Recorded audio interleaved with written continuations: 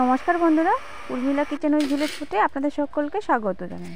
দেখুন বন্ধুরা, আমার মা এখন করবে চিতই পিঠা। দেখুন এখানে কিন্তু গরম জল নিয়েছি, আর এখানে তো চালের আটা। দেখুন চালের আটা নিচ্ছে।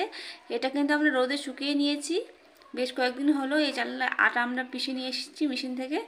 দেখুন এখন একটা হাঁড়িতে আটা নিয়ে নিচ্ছে, চালের আটা। আর এখানে একটা বাটিতে কিন্তু ঠান্ডা জল নিয়েছি। ঠান্ডা জল গরম জল মিলে কিন্তু চিতই পিঠাটা করব, তাহলে কিন্তু নরম তুলতুলে এবং ফুলকো হবে।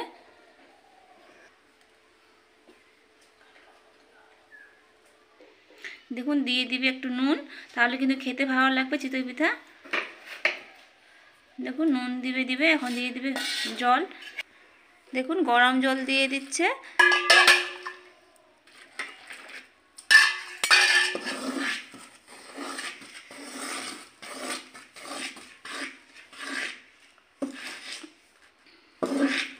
তুমি ভালো করে কিন্তু আটাটা ভালো করে মেখে নিতে হবে গরম জল দিয়ে। পরে একটুখানি আমরা দেবো, মানে ঠান্ডা জল দিতে হবে।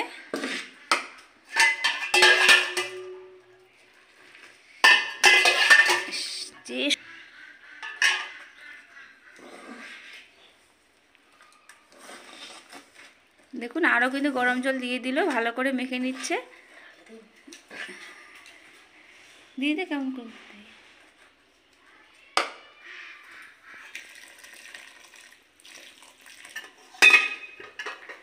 দেখুন গরম জল কিন্তু পুরোটাই দিয়ে দিল।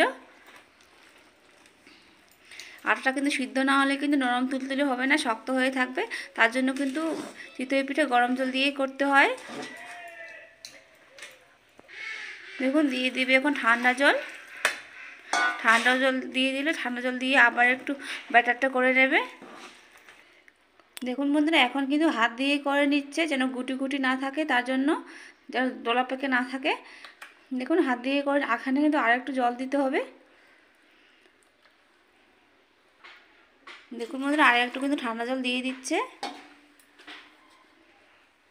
দেখুন হাতা দিয়ে কিন্তু আরও কিন্তু ভালো করে ব্যাটারটা ভালো করে মিশিয়ে নিচ্ছে। দেখুন এরকম করে কিন্তু অনেকক্ষণ ধরে করতে হবে।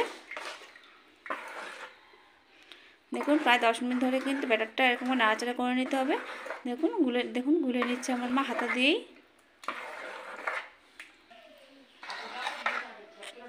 দেখুন বন্ধুরা, ব্যাটারটা কিন্তু এরকম হয়েছে, দেখে বুঝতে পারে থকথকে ব্যাটার করেছে। দেখুন বন্ধুরা, এটা কিন্তু আমার হয়ে গেছে। দেখুন এটাকে উনুনে ভেজে নিতে হবে। আমরা কিন্তু মাটির খোলায় ভেজে নেব। দেখুন এটা কিন্তু হয়ে গেছে। দেখুন ব্যাটারটা কিন্তু এরকম থকথকে হয়ে গেছে।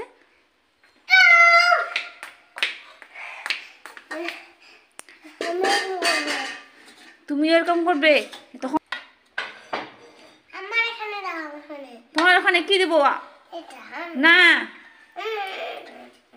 দুদিনে করো, আরেকটু করো। দেখুন বন্ধুরা, উনুনে কিন্তু আমি দেখুন তাও বসিয়ে দিয়েছি। আমি কিন্তু মাটির তাওতে করে দেখুন একটা ঢাকনা নিয়েছি, আগে থেকে কিন্তু বসিয়ে দিয়েছি, গরম হয়ে গেছে। দেখুন ব্যাটারটা এখানে দিয়ে দেব। দেখুন এইভাবে কিন্তু আমি সব তোমার চিতই পিঠা করে নেব বন্ধুরা। আমরা কিন্তু মাটির তাওয়াতেই মানে চিতই পিঠা করি, কড়াইয়ে করি না। দেখুন কি সুন্দর ফুলকো হয়ে গেছে না। দেখুন আবার কি সুন্দর উঠেও যাচ্ছে। কিন্তু দেখুন আমরা কিন্তু এখানে তেলও দিইনি, কিছু দিইনি, এইভাবে কিন্তু উঠে যাবে। আমরা এইভাবেই কিন্তু চিতই পিঠা করি। এক এক করে কিন্তু আমি কিন্তু সব চিতই পিঠা করে নেব। দেখুন এখন কিন্তু আমি এটা করে নিচ্ছি, কারণ আমার মা আমার মেয়ের সঙ্গে ব্যস্ত আছে, তাই। দেখুন এইভাবে কিন্তু আমি সব চিতই পিঠা করে নেব।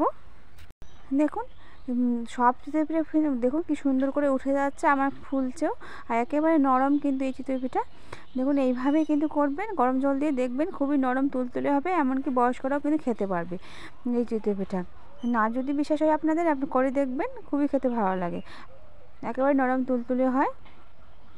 দেখুন এখানে কিন্তু আমি দেখুন কি সুন্দর নরম হয়ে গেছে, দেখে কিন্তু বুঝতেই পারছেন বন্ধুরা, আর কি সুন্দর কিন্তু নরম হয়ে গেছে। দেখুন এইভাবেই কিন্তু আমি সব চিতই পিঠা করে নেব।